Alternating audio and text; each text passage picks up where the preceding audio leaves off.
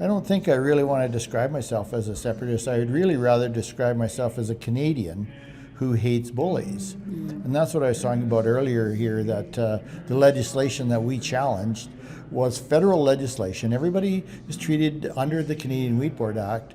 They're all encompassed under it, but those of us on the prairies, the three prairie regions of Alberta, Saskatchewan, and Manitoba, are treated differently. And that's some of what is brewing here right now. People are becoming increasingly aware that they are treated unfairly. Well, hello everyone, it's Tamara Leach here with Rebel News, and we are in Trochu, Alberta this evening for a Let's Talk Alberta Town Hall. Now, the Town Hall tonight is hosted by Chris Scott of the Whistle Stop Cafe, featuring guest speakers Corey Morgan, Ben Crane, and our very own Sheila Gunn-Reid will be stopping in to make an appearance here this evening. Now, if you're following the referendum saga here on Alberta independence in Alberta, you will know that our Premier Danielle Smith did make an announcement a few weeks ago saying that the separation question will be on the October 19th referendum here in Alberta. The question will be framed as, should Alberta remain a province in Canada, or should the government of Alberta begin the legal process of holding a binding referendum on a pathway, seeking a pathway to independence? So this will be our first event post-announcement, so we're really curious to find out if the appetite for independence has changed, how Premier Smith's announcement has affected, and if it has affected the independence movement as a whole. People, well, what if this happens? What if that happens? So from a person who's an Alberta independence-minded individual, they might ask me, Chris, what happens if we can't get an independent Alberta? Or on the other hand, if somebody wants to stay, they say, Chris, what happens if we leave Canada, we lose all these things? And the answer is the same for both. The answer is whatever happens is supposed to happen. I refer to it as, this is a big P plan, capital P plan by a capital G God. And who am I to argue with these things? Is not revering the memory of those people who did all that fighting and sacrificing for it. In fact, it's bringing it forward. They happened to be fighting under the banner of Canada when they did that, but they were fighting for freedom, not a particular country. And we're enjoying that, and I will go to my grave respecting and thanking and valuing what all those veterans did for me and for us, my family, and what we're enjoying to date. This isn't about trying to tear out history. Who's trying to tear out history? Actually, it's the Laurentians, the ones tearing down John A. Macdonald's statue, the ones who are saying we're genocidal jerks, the ones who are saying we should stare at our shoes for being part of this country because we're such shameful colonial monsters. Alberta independence is impossible because nobody knows what happens next. That's absolutely not true. Quebec already built a roadmap, and that's what a lot of people forget. Quebec didn't nearly leave Canada in 1995 because people got emotional. Quebec nearly left because they were prepared. Well, I'm here with Chris Scott, one of the hosts of this evening's events. And Chris, we've recently had Danielle Smith's announcement on the referendum, on having a referendum.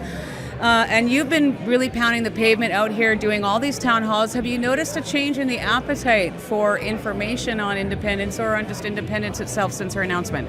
Yeah, so the first thing I noticed was it did take a little bit of the wind out of the sails because there was a lot of excitement, a lot of momentum, and a couple things that happened. The injunction and Elections Alberta not being able to count signatures, and then Smith's comments on some things have really been a kick in the shins to the people that have been doing this hard work. But what I've also noticed is that there are more questions, and there's more people showing up who have questions about it, because now, even though the referendum isn't the question that many people wanted to see, like the stay-free question, there is going to be a question.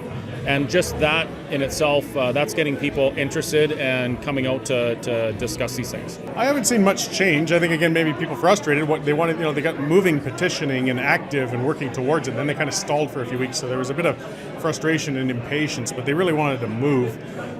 If anything slowed it down, it's just seeding season and things like that in the rural areas, which we've been hitting a lot of. So, but the enthusiasm for people is as high or higher than ever. Primarily, I just want to let people know that and I think I've told you as well, that regular Albertans can do this. This isn't a stellar thing that isn't out of the reach of general everyday Albertans. And the goal of, at least in my mind, the goal of personal freedom and betterment and the abilities to create the wealth that Albertans can do is inherent in the people that we are. And many are coming from pioneer stock who came and built the province from nothing to the success that we have, the wealth creation vehicle that we have, that the rest of the country seems to want to feed off of, or as Chris talked about, be a wood tick on the side of us. I think Albertans are going to come around to it eventually. It's an educational process, and it's all for honorable reasons. Did you happen to see the Leader of the Opposition's speech a few days ago? I know he flew into Calgary and gave a speech on Canadian unity. Do you have any thoughts on Pierre Poilievre's speech to Albertans the other day? We will be back in my home province of Alberta to campaign for a united country. And our message is that all of Canada needs to wrap its arms around Alberta. Let's ensure that every Albertan knows that Canada loves Alberta, that Canada is Alberta, Alberta is Canada. We need to have a strong, united nation right across this country. Yeah, actually, I was planning on doing a special at the Whistle Stop Cafe again in the spirit of Pierre Poilievre's comments, and it's going to be called the Nothing Burger because the idea that he's promoting, he's not offering any solutions for Alberta. He's specifically spoken against Alberta pursuing things that would make things better for Albertans, and I really I don't have time for that stuff, so I didn't watch the speech. I've seen other influencer and podcasters' responses to it, and they all say the same thing. It was a great speech. It was a good political speech, but it didn't offer any solutions or any changes to the status quo for Alberta or Albertans. And I can't confirm this, but I believe that it was held in a legion.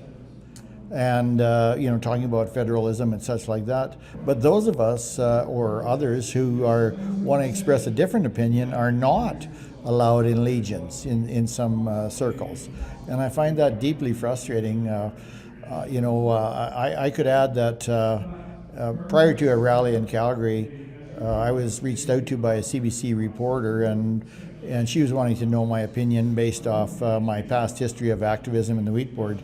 And and she was wanting to sort of describe me as a separatist. And I said, well, Allison, I don't think I really want to describe myself as a separatist. I would really rather describe myself as a Canadian who hates bullies. And that's what I was talking about earlier here, that the legislation that we challenged was federal legislation. Everybody is treated under the Canadian Wheat Board Act.